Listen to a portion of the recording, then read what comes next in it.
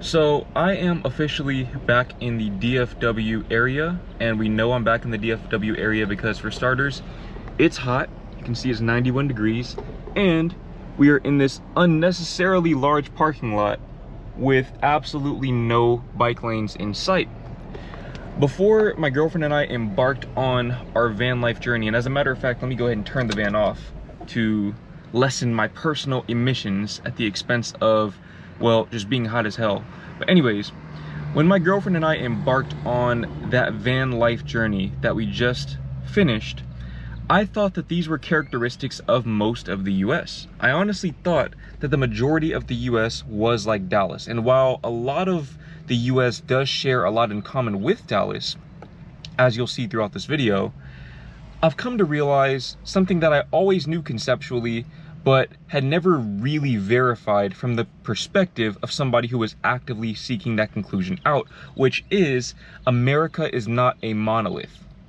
America is not a monolith. I know that whenever I make these videos talking about America versus Europe or reverse culture shocks here in America, I generally refer to America as one singular entity.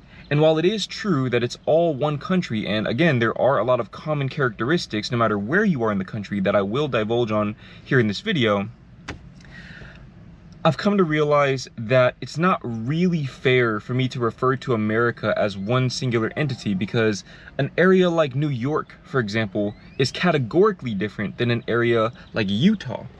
But I'm going to continue using America in my titles because ultimately, again, when we're talking about America versus Europe, making those comparisons, I have no choice but to generalize, because nobody wants to watch a video comparing Utah to Belgium, for example. But that said, how is America not a monolith?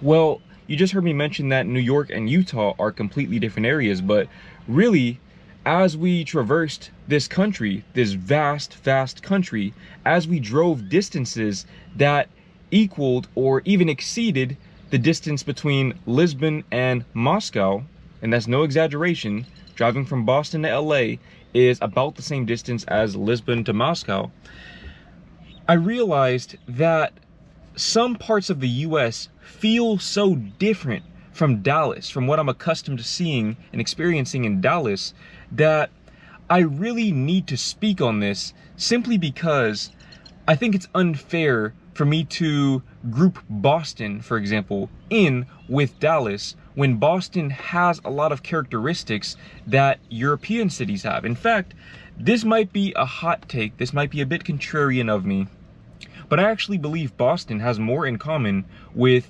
Europe than it does with Dallas. Now, of course, again, there are commonalities because ultimately it is in America.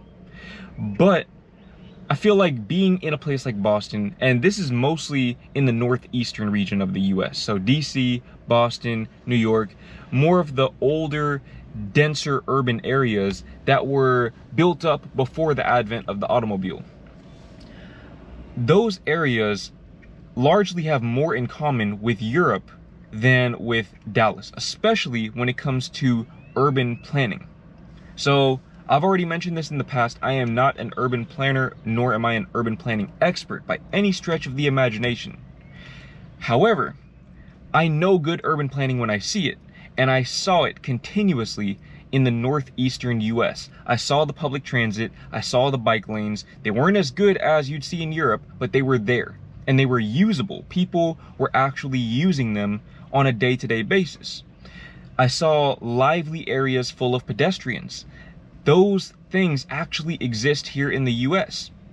And again, those areas are almost like lesser versions of Europe, but hey, I'd take a lesser version of Europe over this endless sea of concrete any day of the week. Any day of the week. So America is not a monolith, and I want you to kind of keep that in mind as I go about making videos in the future, that when I say America versus Europe, America has many different forms, just like Europe does. Maybe not to the same extent, but to a much greater extent than you'd likely believe if you'd never actually visited the US before yourself. Now, although America is not a monolith, there are things that I noticed all of America has in common. For starters, the lackluster infrastructure. Now, what do I mean by that? Well, obviously, again, we drove a distance that actually exceeds Lisbon to Moscow, because we drove from Dallas to Boston, which was probably about half that distance, Boston to LA, which was about that same distance, and then LA to Dallas, which was about another half that distance. So really, we drove from Lisbon to Moscow and back, distance-wise. So I'm saying this to say I did a lot of driving, and having done so much driving, I got a really good feel for the roads. The roads are bad everywhere in the US. I did not see a single place, including those northeastern cities with the better public transit infrastructure and the cycling lanes and all of that. I did not see a single place in the US where I felt like the roads were good. Literally nowhere. Nowhere. And not only that, but a lot of times these roads lack basic infrastructure, like, let's say, for example, streetlights. So there were a lot of stretches throughout the US where there were no streetlights on the highway. And I don't know if you can tell, but hey, this van is not particularly new. There's no GPS, there aren't a whole lot of features. This is a 2005 van. It doesn't have very good headlights. So rest assured that I was stressed the hell out driving through those long stretches of road where I literally had to keep looking back at my phone's GPS just to see which direction the road was going to go, because it was so dark. And you can see the mirror right there is cracked. That's because I was driving on this stretch of road. I think I already told the story, but I'll just briefly touch on it again. Basically, I was driving on this really dark stretch of road, and they were doing road construction, or rather, they had cones up as if they were doing road construction, but there was no road construction being done at that point in time, and the road looked perfectly fine. But anyways, they blocked off one of the lanes, but they put the cones in the lane that you were supposed to drive in. So I basically had to drive about halfway on the shoulder, but I tried to stay in the lane anyways, and I ended up hitting one of those cones. So still need to get that fixed. But I'm saying this to say that the infrastructure is really, really bad, especially the road infrastructure. And I think I'm probably a bit spoiled in that my primary experience in Europe is in the Netherlands, where I believe, and correct me if I'm wrong on this, but I believe the roads there are probably better than anywhere even in Europe. I've heard the roads in Belgium and Germany aren't particularly great. Have yet to confirm that for myself, but the roads in Spain seemed very, very nice as well. And the roads in Zurich were pristine. So my reference point when it comes to roads in Europe is, again, maybe a bit limited, but there was nowhere in the US that had roads that rivaled any of those three places that I just mentioned. Literally not a single place. So that right there was definitely a bit bothersome, especially because, again, this van is old, so I don't know how worn the tires are. So every time we hit a pothole, it definitely made me a bit nervous. And that's something that I never really saw in the Netherlands, because the roads are so good that that just doesn't really happen nearly as frequently. But not only are the roads bad, but even things like the traffic lights. The traffic lights tend to hang on these wires, and a lot of times they don't even face the direction of the street that they correspond to. So you don't really know which traffic lights you're supposed to adhere to sometimes. Thankfully, that was never too big of an issue, but that could become a very big issue if there's a lot of traffic. Generally, you would see this more in the smaller towns. So again, I guess it's not that big of an issue, but it's just something that you don't see in Europe, at least in the parts of Europe that I went to. In Western Europe, I don't think you'll ever really see something like that, where you have those traffic lights just hanging on wires. And speaking of wires, the power lines. You see power lines just sprawled about. And in the older cities like New Orleans, for example, this was just absolutely egregious, where you can see the power lines literally running into people's homes. And that's just something that you don't see in Europe. You don't see power lines running into people's homes. A lot of the power lines, to my understanding, are either in very, very desolate areas or they're underground. So, of course, a place like the Netherlands is much smaller.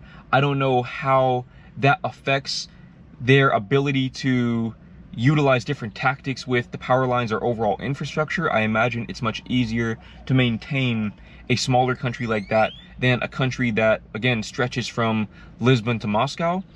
But this is also supposedly the wealthiest nation on the planet. And I keep bringing that up because, to me, there's no excuse for this kind of infrastructure in this kind of country. Just no excuse at all. And on the topic of infrastructure, another thing that I noticed was that a lot of the buildings were dilapidated, especially in the older cities. Places in, let's say, for example, New Jersey or New Orleans again, a lot of those buildings were abandoned. And they're just freestanding structures that nobody's really doing anything with, and you know there's stuff going on in those buildings, but at this point, they're just there for no real reason, and I don't know why. I don't know why you see a whole lot of that here in the US, and especially in those older cities, and I imagine in places like Detroit and St. Louis, you'll see a lot of that as well. Didn't get a chance to go to those cities, but I just know that there are a lot of those buildings in those kinds of places. Why is that the case? How is it that here on the wealthiest nation on the planet, you see abandoned buildings in wealthy areas? The New York City region in general is probably one of the wealthiest, if not the wealthiest region in the US. So why would you see that sort of stuff in that kind of place? I have no clue. Same thing in LA. You'd see these shut down buildings and tents on the sidewalk and things of that nature. It's just really, really bad. The infrastructure here is probably better than your average third world country. I won't argue that. But I would argue that it's a lot closer to third world conditions than it should be, given that America is supposedly wealthier than the European nations that I mentioned earlier, Spain, Switzerland, and the Netherlands. Don't know why that's the case. And here's the interesting thing. The next thing that I noticed about the US, and this right here is probably where things are going to get a little bit controversial, but it doesn't really matter if you're in a liberal or conservative area. The infrastructure is lackluster everywhere. It's lackluster everywhere in the country. So a big argument that liberals and conservatives use to downplay one another is, let's say, for example, liberals who generally live in larger cities like LA or New York will say, oh, look at Louisiana, look at Mississippi, look at Alabama. These are places where the infrastructure is dilapidated, the education system is really, really bad, and people are generally, I won't say dumb, but not as well educated. Whereas people in those states, Louisiana, Mississippi, Alabama, they'll point to places like LA or New York City and say, look at the homelessness, look at the crime, things of that nature, even though the crime is worse generally in those three states that I just mentioned. I think those are probably three of the worst states for crime, but I digress. They'll say, look at the crime, look at the homelessness, the poverty, things of that nature. And it's really the pot calling the kettle black in all instances.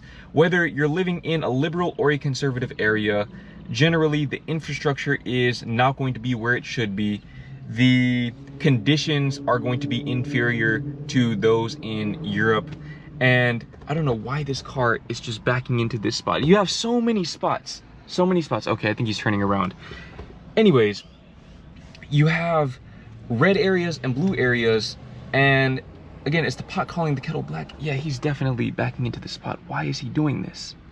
I don't know why he's just backing into that spot. Anyways, you have red and blue areas, and they are all bad. They are all bad. You have some areas that are better than others. Let's say, for example, Boston is very, very blue, whereas I think San Diego is still blue, but does lean a little more red. Both of those areas were nice. What I've come to realize is it has very little to do with politics. I'm gonna actually close my window because I don't know what this guy is on. I don't know if that's the Secret Service trying to come get me, but honestly, it doesn't really matter. And that's kind of a big part of the reason why I am not that into politics, although as you've seen in recent videos, I have become a little more politically involved simply because I realize that the direction the country is going in means that things are going to get worse than they are, regardless of if you're in a red or blue area. And I'm not saying that being a liberal is how America is just going to save itself, becoming a primarily liberal country, But at the same time, I know for sure that the direction that the US is going in right now is not the move. But again, it doesn't matter if you're in LA, it doesn't matter if you're in Michigan or Louisiana or anywhere else. Being in the US means that you are going to be in an inferior country to a lot of the countries that you see in Western Europe. You're going to see economic inequality. Okay, the economic inequality is something that it doesn't matter if you're in a red or blue area. Okay, we saw in Los Angeles, Beverly Hills, Skid Row. We saw extreme opulence and extreme poverty. In Louisiana, New Orleans, we saw the area around Audubon Park, St. Charles Street, which is one of the wealthiest streets in New Orleans, if not the wealthiest street in New Orleans, and probably one of the wealthiest streets in the US. And then we saw Gert Town. And believe me when I tell you that there are areas that are much worse than what we saw in Gert Town. Okay, I had to turn the car back on because the camera overheated. So I apologize if you could hear the air conditioner or the car engine. But anyways, as I was saying earlier, America has a very big economic inequality problem. And again, we all kind of knew this already, but I think the distinction that people fail to make is that this is a nationwide issue, regardless of if you're in a red or blue place. California, Louisiana, doesn't matter. I've seen it everywhere in the US.